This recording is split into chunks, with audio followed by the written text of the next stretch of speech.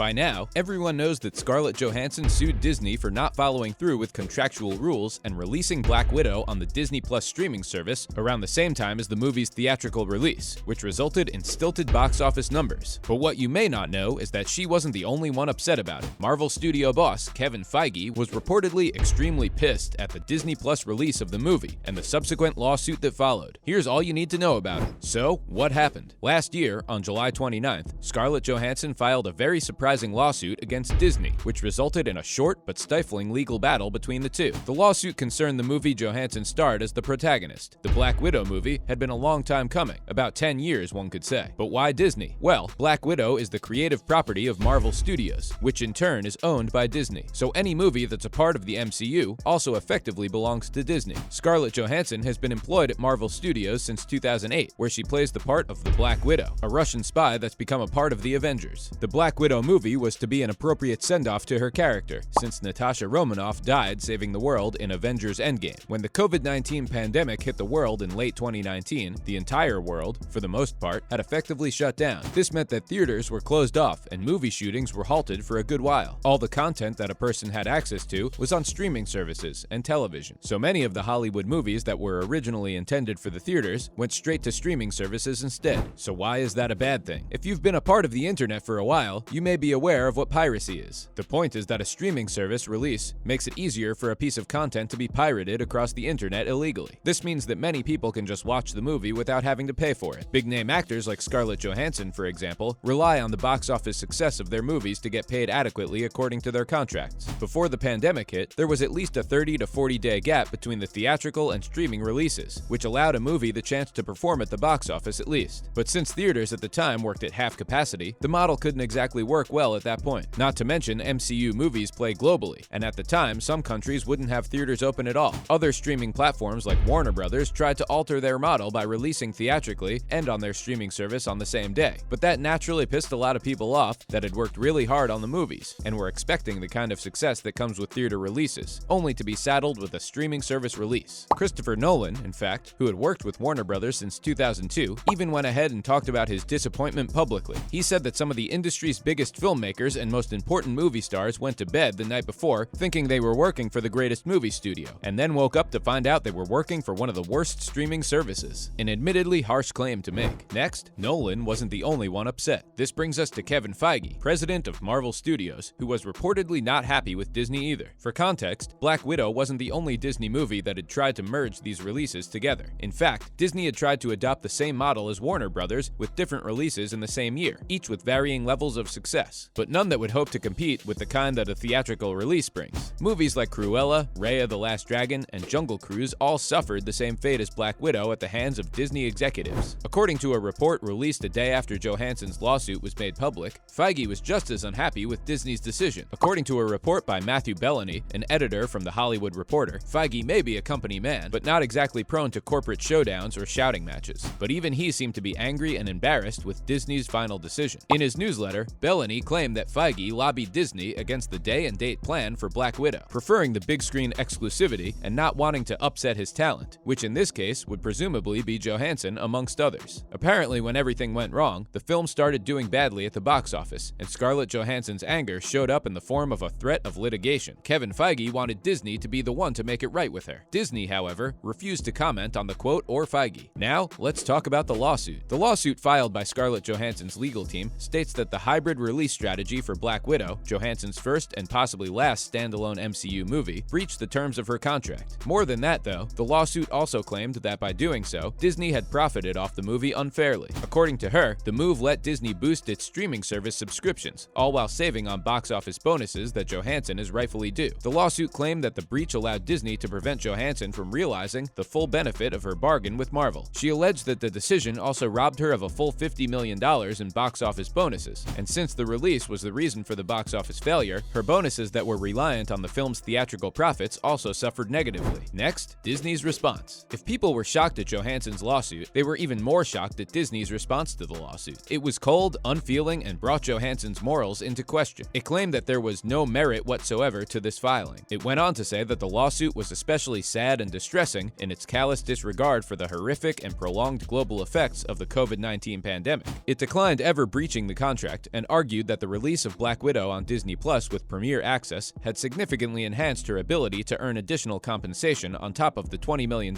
she had received to date. By revealing Johansson's salary, Disney definitely attempted to turn the tables in the suit. Now, the fire back. By now, it was pretty certain that no one party was ready to back off. This was further proven when Johansson's agent, Brian Lord, intervened and made a claim slamming Disney's response on July 30th, one day later. He claimed that Disney revealing Scarlett Johansson's salary so publicly was an attempt to weaponize her success as an artist and a businesswoman. A statement later released by Johansson's team asked why Disney was so afraid of litigating this case in public. It claimed that Disney knew Marvel's promises to give Black Widow a typical theatrical release, like its other films, was in fact a way for the conglomerate to cannibalize box office receipts in order to boost Disney Plus subscriptions. Next, support for Scarlett. While 3 members of the MCU commented on the entire ordeal, only one of them was openly supportive of Scarlett Johansson. While the general public seemed to be mostly on her side, only Elizabeth Olsen seemed to be supportive of Johansson publicly. So, how did the battle end? Well, if you must know, the legal battle ended fairly peacefully. Disney and Scarlett Johansson managed to settle the dispute. Details of the case, including the innermost workings of Johansson's contract with Disney or the circumstances under which the deal was finalized, have not yet been disclosed. Content chairman for Disney Studios, Alan Bergman, claimed that he was pleased that they had been able to come to a mutual agreement with Scarlett Johansson regarding Black Widow. He added that the team appreciates her contributions to the Marvel Cinematic Universe and even looks forward to working together on a number of upcoming projects, including Disney's Tower of Terror. Johansson, on the other hand, seemed equally pleased that she managed to resolve her differences with the entertainment giant.